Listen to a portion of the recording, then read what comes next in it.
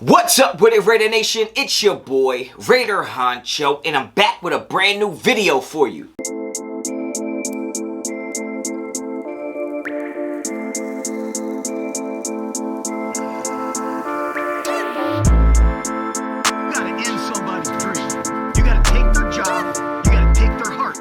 Alright, in this video, we're going to talk about Johnathan Abram facing his demons. Now, I know the title might seem a little dramatic. It might seem a little bit dark and scary, but let's keep it real. When you talk about facing your demons or exercising your demons, you're really just talking about bad habits. You're talking about bad habits. Johnathan Abram is going to be facing every single bad habit that he created in the 2020 season, okay? Now, I'm on the record saying I think Johnathan Abram is going to be a great player. I think he's going to be really good. He's going to play really well this season. I think he's going to benefit tremendously, just like our whole defense will with Gus Bradley being in there. I'm not saying Gus Bradley's being the Messiah or he's going to save our defense and take us from being worst to first. I don't think that's the case, but I think him being competent, him actually having a scheme that is easily digested, consumed, understood, and applied, I think that's going to benefit our whole defense. But when it comes to Johnathan Abram, he's going to be playing somewhere where he belongs to play. If I gave you two options, said,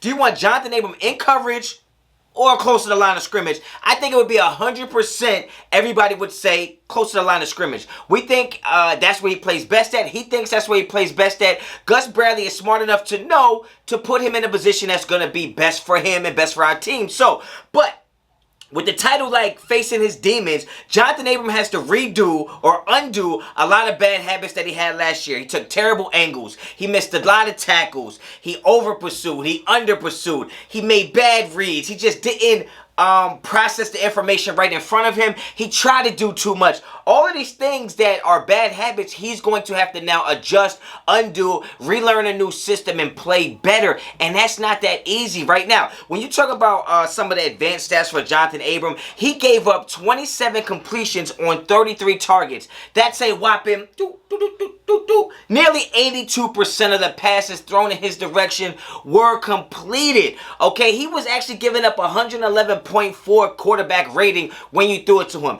That means if I was on the field, or even little Honcho's on the field, we're probably going to be completing 50% of our passes against Johnathan Abram. Let's just call it as what it is, spade to spade, right? And this is also a guy who missed, around 13% of his tackles. Now, that doesn't seem like a lot, but it is a lot when you think about the fact that he's playing center field and a lot of his missed tackles were in open field. If you're playing safety and you're making open field tackles, or in his case, missing open field tackles, those are usually going to go for big plays, if not touchdowns. You're the last line of defense. So when you think about 13% missed tackles, yeah, it doesn't sound too crazy, but when you're the last line of defense player, you gotta make those tackles. They don't gotta be big hits. They don't gotta be hit stick mode or nothing like that. It don't have to be nothing crazy. Ankle bite, dive at the legs, hawk tackle, rugby tackle. Do whatever you gotta do to bring the man down. Damn.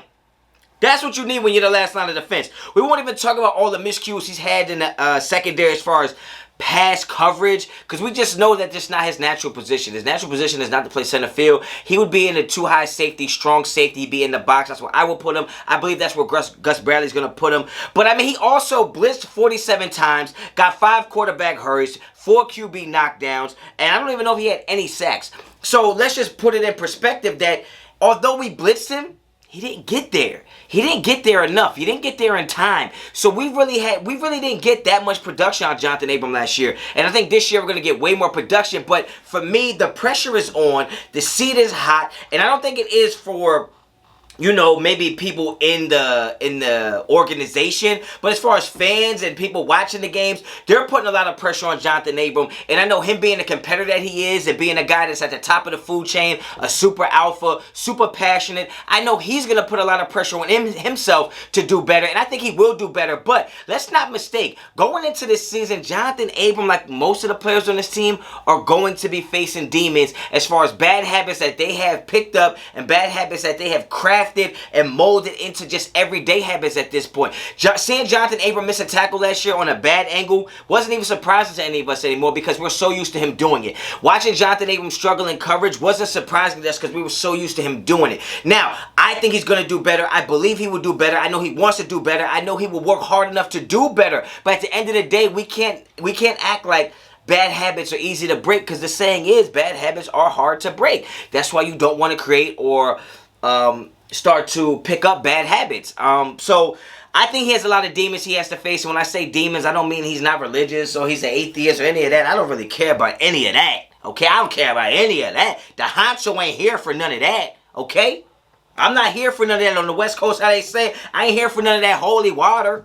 We're not talking about no water. Okay, we talking about straight football. He's got to face some demons. He's got to undo and break a lot of bad habits. And when he does that, the sky's the limit for him as well. Just like a lot of players on our football team. So if you like the video, like the video. If you like the content on this channel, please subscribe to the channel. Check out my membership programs from YouTube and Patreon. They're both in the description. Follow me on Instagram and Twitter. Both are at Raider Honcho. Until the next time, Raider Honcho out.